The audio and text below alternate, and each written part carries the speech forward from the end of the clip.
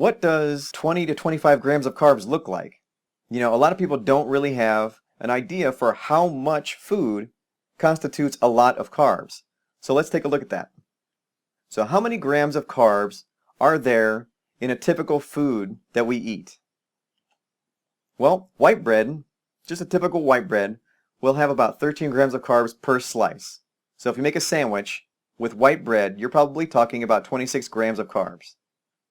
White rice has about 24 grams of carbs per half a cup.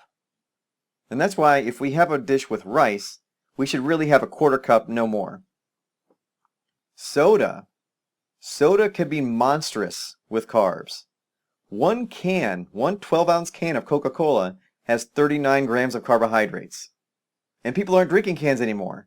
They're drinking 20-ounce bottles.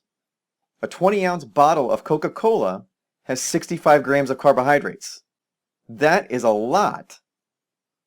If you drink a 20-ounce bottle of Coca-Cola, you are basically eating 5 slices of white bread.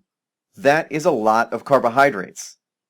And that's basically the same thing for any soda out there. All sodas basically have the same amount of sugar in them. And there's a reason. A lot of sugar means it's very sweet and people love it. Mountain Dew is the worst. Now I know that there are also people out there who say, well, I drink diet soda. There is no calories in it. There's no carbohydrates in it. Not quite so fast. There's a lot we still don't know about a lot of the artificial sweeteners out there. But the one that we do know a lot about is aspartame. And aspartame is the one that is in the vast majority of diet sodas. Now aspartame doesn't look like it affects insulin, so it doesn't cause an insulin spike. But what it does cause is a spike in leptin. And what we know from the last video on appetite, that if our leptin is constantly spiking and spiking and spiking, our brain eventually becomes resistant to leptin and can no longer receive the signal that we're full. So while diet sodas may not have calories, it will still cause leptin resistance and really screw up our appetite. Now let's think about some breakfast foods. Starbucks banana nut bread, something that sounds healthy. That's 52 grams of carbs per slice. That's incredible for something that you would think just by the name is healthy. Now while we're on Starbucks, let's take a look at some of the nutrition information for Starbucks products. Because a lot of people will go to a coffee shop for a quick breakfast. But what's waiting for you is a carbohydrate trap. Let's take a look. Now let's bring up white bread for a second, just to give us a reference. So remember, white bread is 13 grams of carbohydrates per slice.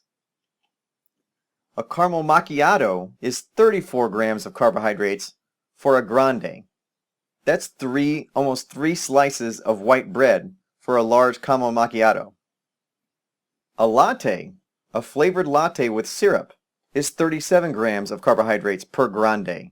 That's also almost 3 slices of white bread.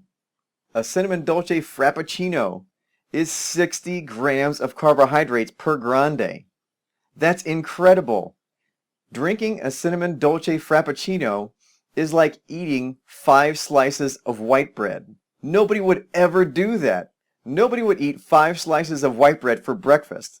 But we have no problem going to Starbucks or any coffee shop and drinking these drinks. And also, the food. If you look at a Starbucks blueberry scone, there are 56 grams of carbohydrates per scone. So let's say we go to Starbucks for a quick breakfast, and we get a vanilla latte and a blueberry scone. That is 93 grams of carbohydrates. And we already said that we're shooting for under 100. We've already knocked out 93 of those 100 with just breakfast. And having a grande vanilla latte and a blueberry scone for breakfast is the equivalent of eating 7 slices of white bread for breakfast. That is crazy. So as you see, my point of bringing all this up is that if we go and we eat these fast foods and we drink these quick drinks, the grams of carbohydrates can stack up very quickly. And it's not difficult to see why we're all gaining weight so easily.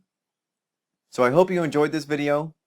Come over to the next one where we talk about how blood sugar really affects mental energy, our brain chemistry, and our focus.